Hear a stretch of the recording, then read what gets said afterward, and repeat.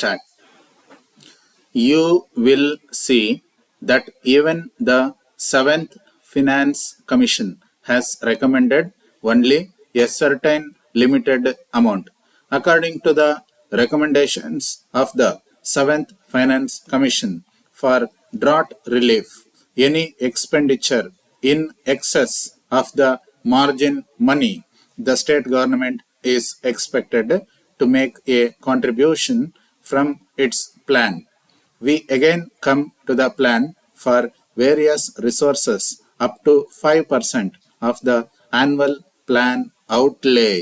This is to be provided by way of advance plan assistance to be adjusted within 5 years following the end of the drought. If extra expenditure is required, it is to be met by the central government assistance to the full extent of extra expenditure, 50% as grant and 50% as loan.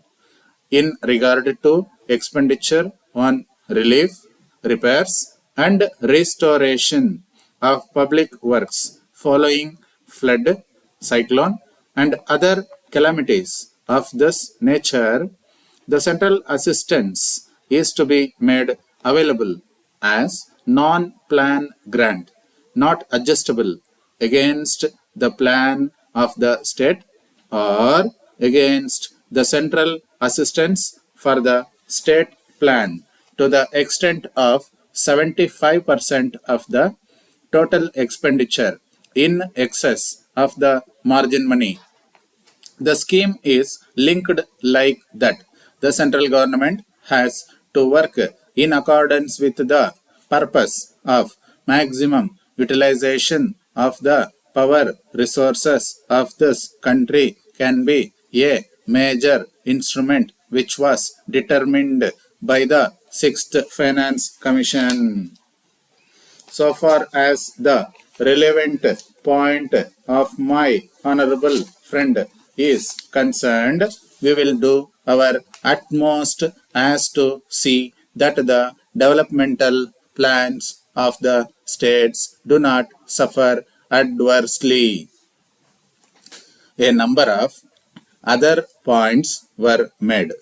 For instance, a reference was made to the controlled cloth and it was stated that this will benefit only the private textile mills. I would not like to enter into a discussion because that relates to the domain of the Industries Ministry, which has answered this point.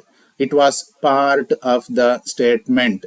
What has to be realized is that previously the control cloth scheme led to quite a large number of textile mills becoming sick. The mills have not become sick only because of this reason. Quite a few have become sick because of mismanagement and possibly also malpractices.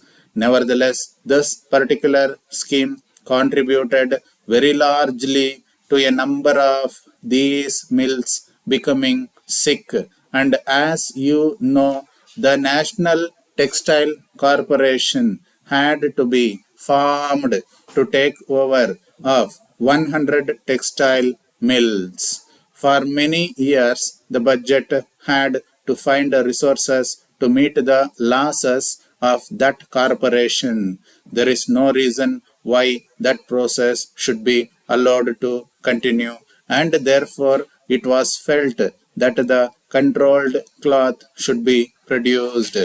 The responsibility of those mills which are today producing controlled cloth shall continue, but the National Textile Corporation and handlooms will take over the responsibility. The handlooms will be subsidized in order to enable them to produce the cloth within reasonable price and the loss may have to be incurred initially because it is our view that the National Textile Corporation and the handlooms between them will be able to do this without having to be subsidized in any way by the budgetary provisions. As you know, the other day I moved a bill for additional excise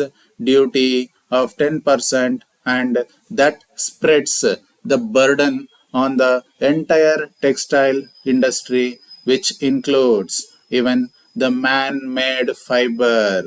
So it seems, on the whole, what we have done is much more, in a sense, reasonable arrangement.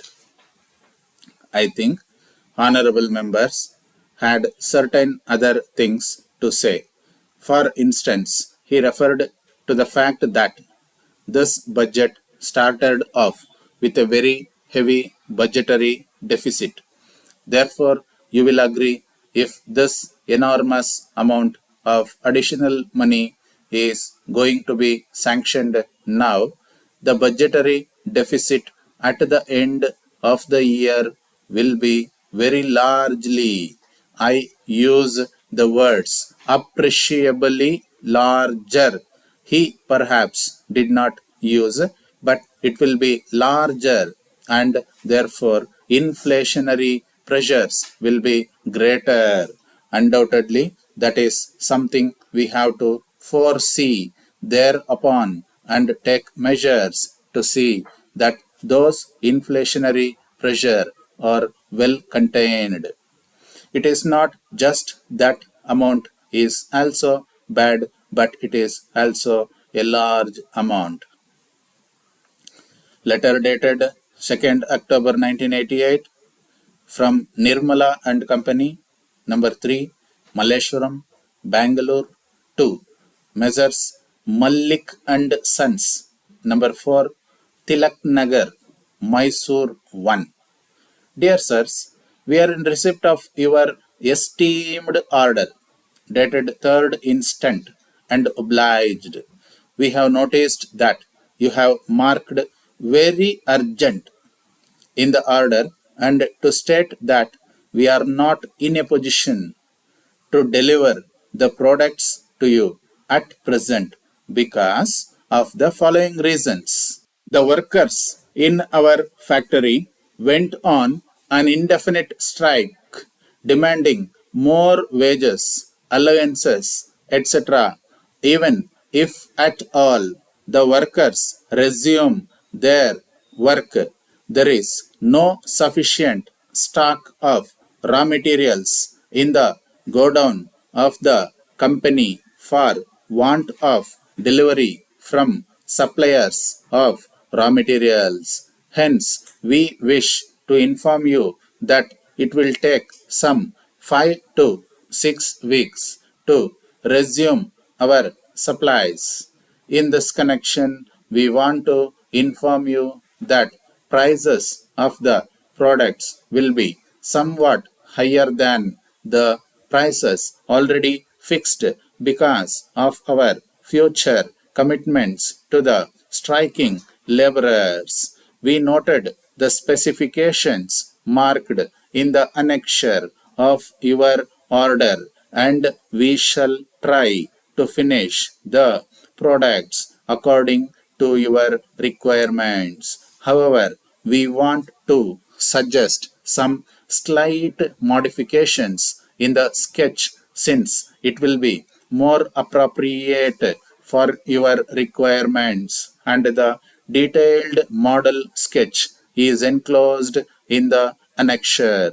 Please let us know whether it will be suitable for you and send a letter of acceptance immediately to start the manufacture, and it will be supplied within 3 weeks from the date of commencement of the production. In the meantime, we draw your attention that a sum of rupees 5,000 is pending from you, by way of settlement of our previous invoices. We request you to settle the amount early. Yours faithfully.